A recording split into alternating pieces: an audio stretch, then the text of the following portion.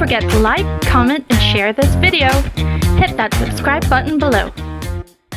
When somebody needs contacted, I don't care if it's my day off or not, I'm calling them. I want to make that friend. I might have talked to them 10 times, but if they want me to call them on Sunday at 3:30 in the afternoon in the middle of the Chiefs game, I'm going to call. Yeah. Things are going really good. Yeah, I have 4 sold this year, and I have 28 in the bucket waiting to purchase here just as soon as it warms up, or whatever the case may be. So I'm really excited about the start of this year, and then pushing forward. It's just all about getting that pipeline built up, and those 6-month, 8-month out people to start buying, and then it's all bread and butter. What's really hard to really remember as an agent, and I do this myself, you get leads, and on the form they fill out, it's like, yeah, I'm interested, I got this and that, and you start talking to them, and you go, you weren't even close. I called you. I personally picked up the phone and called you because everything you said on that form triggered me. Said call as an agent, right? And then what happens is I talk to them. I make notes. I go, yeah, they're not ready for ever. I gotcha. The key is having a system, a regimen to go back and look at them, to put the notes in, put a trigger date in. That is, people say 9 months. Well, that means in 3 months I need to check back in. Right. And if somebody tells me they're ready within 12 months, I'm getting a hold of them one way or another every month. Yeah. Until I talk to them, even if it's a text saying, hey, this is Kevin, want you to know I'm still thinking about you. I look forward to talking to you here really soon. Just little reminders. One of my favorites is don't forget to save me in your phone, Kevin Real Estate. That way, when I call, they know I'm not the car warranty guy. I make so many calls that people put me in as spam because they don't want me to call anymore, but I'm not spam. So sometimes then the number will start coming up as spam until we get it fixed. And so I just keep on it. And don't count anybody out. Don't count anybody out. I have some people that had some nasty credit problems when I started, and they're just about ready to get a pre-approval within the next month or two. I have 3 different clients like that. So that's great. So if they show that they have will, I will keep I'll keep pampering them and nurturing them until they're ready. So what does that mean? You just brought a bunch there. So what does that mean if they show they have will? What does that mean? Okay, so for example, somebody has a 510 credit score and they want to buy a house, and we know that at 510 they can't buy a house, but we talk and we set people up with our lender because they can do what they call like a rapid rescore program, where we get them with our lender, and our lender will take a look at them, and if they can't aren't going to be able to help them out, telling them what to do and the little things to fix with the rapid rescore, we get them over to our credit builder people and get them on a plan. If they show the will to get on a plan and they're staying on that plan to bring their credit up, I'm going to keep on talking with them. But if somebody's not willing to help themselves, I'm not willing to keep spending my time, and I'll leave them in a general bucket for everybody to keep calling. Does anybody send anything out to them? Do they get any kind of? Yeah. I mean, they're going to be set up on some kind of a email drip. I don't know exactly what it says, but definitely when we change the bucket, it's going to change the text and the correspondence that they're receiving. Okay, so somebody's got some task to be able to find when the identification, the label changes from Kevin to general. All of a sudden they get a different kind of message, and that's right. You're not in charge of picking it up anymore. That's correct. So how do you rate people? I mean, you got to have people like in those, when you say willing, even willing, right? There's probably 3-4 different kinds of really willing, not so willing, mostly, or I'm not sure, or something like that. I mean, I've gotten a lot better since I've started here. I've learned a lot of things. And I think one of the key things is just kind of filling people out, because I can set up an appointment for somebody who really doesn't want one. I can talk them into taking the appointment, and it's probably just to get me off the phone. So I'm asking key questions to see if they have some key interests, and maybe they don't know a time frame, but that's what the agent's for. That's what a professional expert agent is for, to help people plan their move. It's not just to push some listings. I want agents that are going to, stay on top of people and inform people correctly, so they know where they stand. And because it's not always a financial thing. Sometimes people can financially buy, but it just doesn't make sense right this second. And so figuring out those little pain points and what's going on in their life, and just being empathetic and listening to people is going to give you the biggest. That's what gives me the biggest kind of sensation that they do want to buy. They very well could buy this year, and so I'm going to move them on in the process. So you got a pretty good barometer going to kind of feel them out as you're listening to the comments that they're making, right? It's all about the questions. Yeah, it's all about the questions, and then going deeper into the question. And the easiest way for me to go deeper into what they're telling me is just to be like, oh, okay, so, and I repeat what they say, and then I'm like, tell me a little bit more about that. And boom, I just love that phrase. Tell me a little bit more about that. Tell me a little bit more about that. It just, depending what they say is how I say that phrase. But almost always people will start telling you a little bit, because most people like to talk, and they want to say what they're excited about, and they want to say their pain points too. So tell me a little bit more about that. I don't know how many times I've found 3 pain points just by saying that one time. Yeah, cool. That's great. There's all kinds of different techniques for that, right? But the repeating what somebody said. So you told me something. I repeat it, I acknowledge it, and I kind of justify it, or I give you some validation of the fact that you had a feeling, and that was important enough for me to hear, and I responded back. It's kind of like the first thing you just said, right? Yep. And if we repeat it back, they know we're listening. Right. They feel like we care. And I'm thankful I have good typing skills over the years. I built good typing skills, so I can pretty much keep up with anybody. And I'm typing it all down. I want all of what they're saying in my notes, because all of those little things are going to help push the sell. And I don't care if people want to buy today or tomorrow. And I know that when you start out in the real estate business, you're getting commissions. You want people buying now because you're not going to have money. You need to have money in 6 months when they're going to be ready to buy. But I don't see it that way. I always want it to be on their time. I don't ever want anybody to feel rushed, even when I'm on a phone call. So if they're busy doing things, I'll always rip a question or two off real quick, and then make contact again later. Right. So you said something interesting, because that's kind of what I was describing earlier. When I get that message from my VA who's done the calling first, and they have said yes to this, yes to that, the motivation seems high, I call them, I get the feeling like they're not even close. The real key is to be able to tune into that and figure out, are they really motivated, not motivated, don't know that they're motivated? Did I get all the right information? And then do I have the right follow-up with them? So you're telling me that you actually, by asking a lot of those questions, by asking that question, but tell me more, they give you enough information for you to get to where you're going to keep a good percentage of those people in that monthly follow-up bucket, right? Absolutely. And I don't even really, if people are interested, I don't have a monthly follow-up bucket. I'll do weekly all day long. Once I've reached somebody, I'll do them weekly. I like to set up a call back and make them call me back. I like them to call me back. I like to set it up.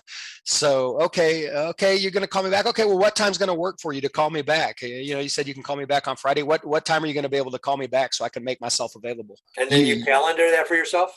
And then I calendar that they're going to call back. And then if they don't, 15 minutes later, I'm calling them, because they already told me they're going to call me. Yeah. So maybe something's going on. We get busy, we forget things, and sometimes we just don't want to do things. So I'll call if they don't call me. But I like to put that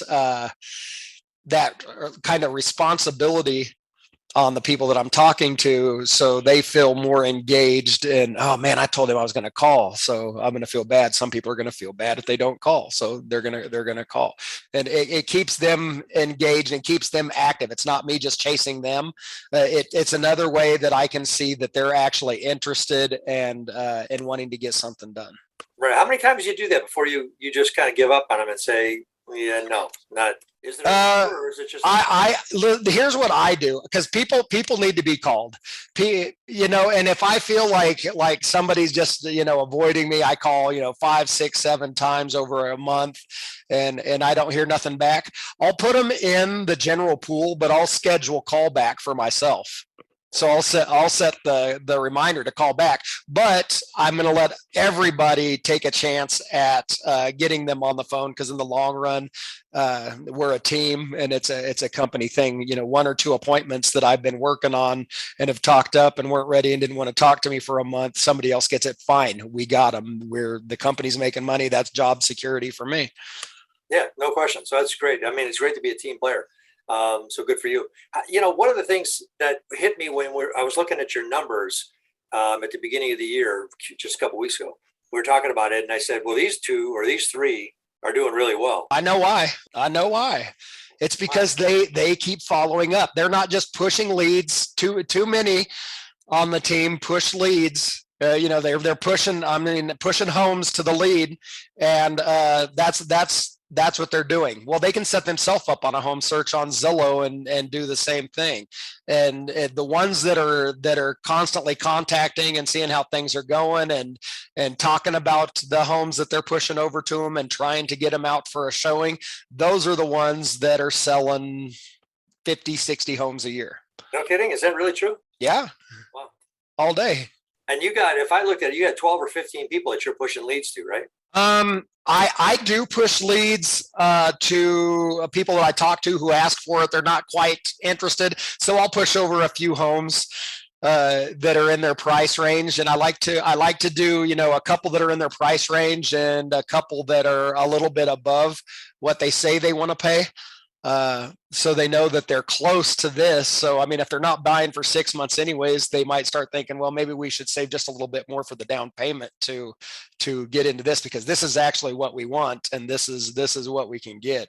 And I just kind of play it like that. And do you assign those to agents as well at the same time you're pushing the leads? No, I push the leads through. And then if I'm assigning it to an agent, it's because they've agreed to an appointment at a certain time and day.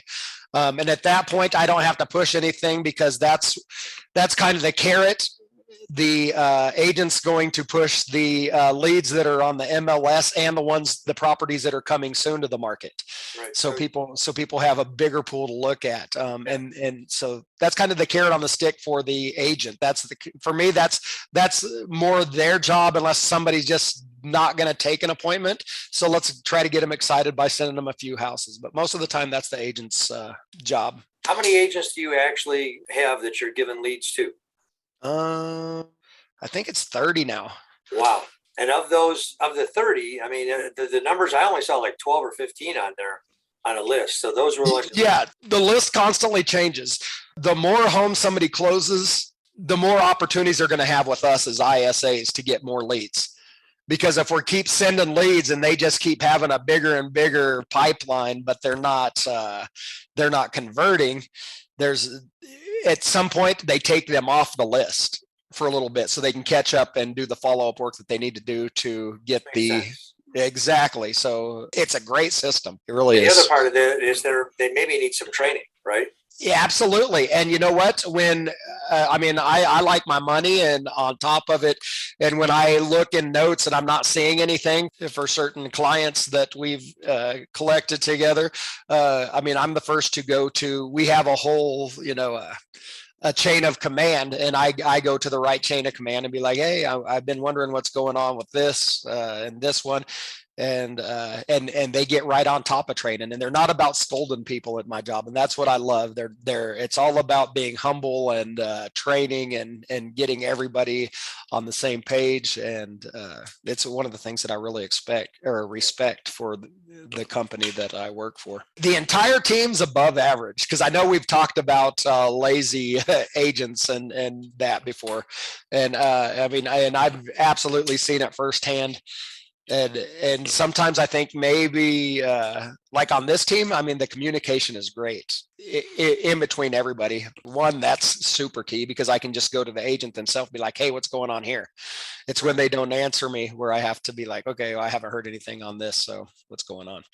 So out of those 30 agents, how many of those are closing, say 15 or more, 20 or more a year? I'd say half of them on this team are selling, probably 30 homes to 50 homes. And then, there's newer agents that don't have the pipeline built. So, obviously we had a new agent. We had a new agent and she was doing staging and stuff before. And she came on in her first year as a rep, sold 27. Good job, Shiloh. Yeah, good job, Shiloh. Wow. I mean, you're doing it. So I like sending her leads too because she's good. She stays on top of people and does what she needs to do. How many can she handle, do you think? How many leads do you think she gets before she ends up with those 20 to 25, 27 closings? I don't know. I don't know that number. They all obviously they do their own prospecting and set appointments themselves. Right. So, I mean, I don't know, I don't know that number because they do their own thing too. Right. But yeah, I don't have a clue on that percentage.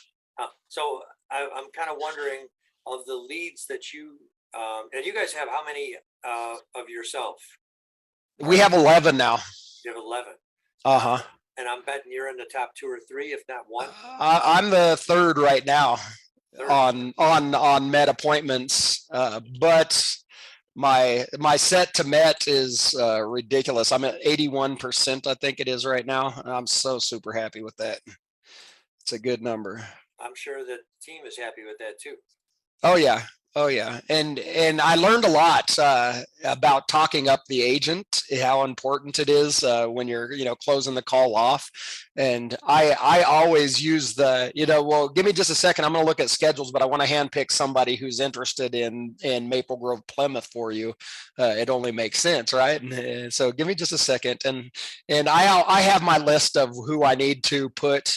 There are certain situations where you have to, you want to put them. We have one female that does commercial. She's the only one on the team that does commercial property. They just like to focus on homes, but she's so good and has been so good at homes that she's taken on commercial as well. So we have commercial. We have an older guy who's he's a hunter, fisher, camper type old dude, and he's our land guy. I mean, if you really want to get it done, anybody can help somebody out with a lot in town. But if somebody wants something special, I send them straight to Larry because he's the man and he knows the area so well. Yeah. So commercial, you guys really aren't generating leads for that, right? Overall. No, but with GLS and Google and all that, I mean, people call in and that want land and want to do that. Or I just spoke with a lady and she wants to buy $4 million commercial property. I'm glad that we do have that because when I first started, we didn't have that outlet. We can refer it out and then we still get paid on the referral fee.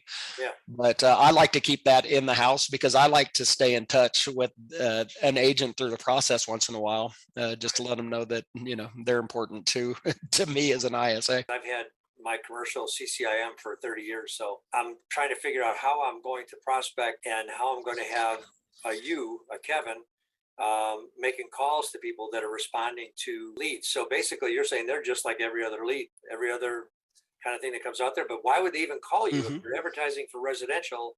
Why do they even call you on commercial? Because when they go on Google and look up real estate in Plymouth, Minnesota, and Minneapolis, they're going to find the top team. Got it. And so we're at the top of the list. So they're calling us to help them out. They don't know, they're not differentiating themselves between residential and commercial. That's correct. They see that's it. That's where they want to be. Which is great. No, that's cool. We've talked a bunch in the past about systems and that, and you basically use a single line dialer. Yeah, most of the time I'm just using a single line dialer. And that works okay? Yeah, it works fine. What I do is I put it on a shorter ring, so I'm not listening to the average. I don't know if you know this, but the average answering machine picks up or voicemail picks up in 32 seconds.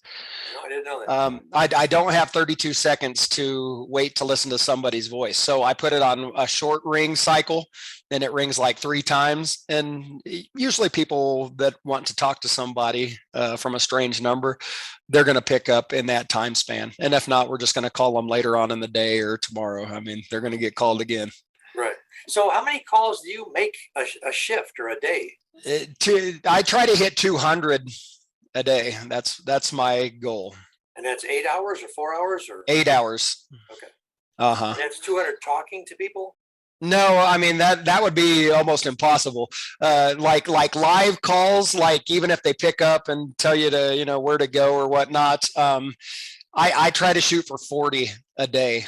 They kind of changed up our system and the way things are, the way we're doing things, because we were using IFS and sync. Now it's mostly in sync that we're using. So it's brought the numbers of lives down, but still every once in a while, I think it was Tuesday or Wednesday, I hit 47 lives.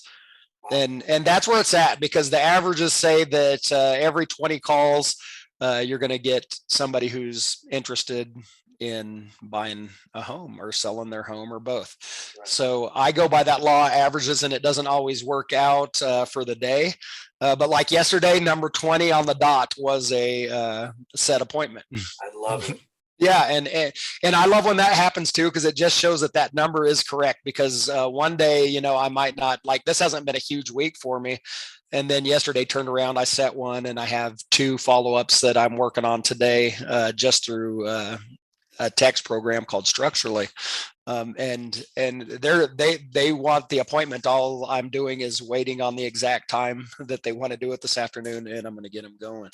You're saying so many great things, Kevin. I mean, I just love this. So one is about the talking up the agent, and then you just mentioned the number. How do you keep track of the number when you get to 20? How'd you know it was 20? I every live call we report it on end of day report. So I just open up a Word document and start numbering them, and writing them down, putting in the notes. So it's a neat way to do it for like my boss and her boss, because they can just look at our end of day email and see kind of what happened through our day. They can see the appointments they were set. They can look and see if you take good notes. They can look and see if there's something else that we could say or another approach. Yeah, how many of them are like you though? I mean, you're like, in my world, you're an anomaly. I mean, you're from Kansas, living in Costa Rica. Yeah, I'm a different thing. There's one other guy. He lives in Mexico. He's actually number 1 right now. He's just been tearing it up. When you say he's number 1, what does that mean? How many well, let's see. Okay, so he set 43 appointments. I've set 24. He has 29 met. I have 19. And then the other person closest is Andrew. He has 20, and he set 20 appointments, and he has 21 met appointments this month. So what do you think's different between them and you? Nothing. There's nothing different. Gustavo's on the phone and he's pushing. My numbers are down, and I hate to play blame games because I like solutions. I don't like problems, but I don't like to admit mental problems either. But with my family and the situation, I've been pretty depressed, and it's affected my work some. I gotta tell you, just for the record, anybody listening to you would I don't think, if there's anybody that watches this, that listens to this, I don't think there's anybody that would say you sound depressed. So if you feel that way, I get it, because that can have a drag on your, Yeah, and that's the thing. I mean, it's not every day I come with I want to be talking to people on the phone. I could do more fun things during my day, but I have a family to take care of. So if I have to win a Grammy by pretending to be happy and cheery and moving on, then I will. I mean, I'm not just like in a totally depressed funk. It's just been a rougher storm that's going to make me stronger when we get out of it. I enjoy what I do most of the time. It's been tough with everything that I got going on. Cool. Let's roll. I'll keep my fingers crossed for you. So you said something else about the agent. You said about talking up the agent. That's one of the things that I think people don't get is that when you're handing it off. In fact, I listened to somebody doing it the other day, and they were like, well, I set the appointment with an agent, and I make sure that I'm talking up that agent. So you said the same thing. And yeah, obviously that rings true with the people that you're talking to, as opposed to it being you meeting them, right?